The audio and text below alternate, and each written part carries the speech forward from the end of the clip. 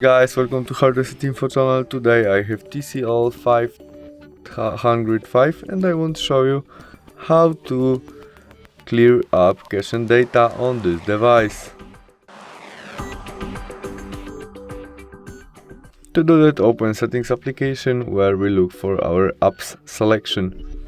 There see all apps, and now we have a list of our all application.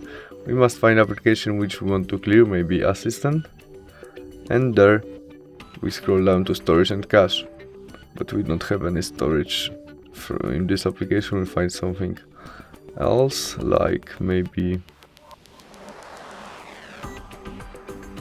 Google, and there's storage and cache.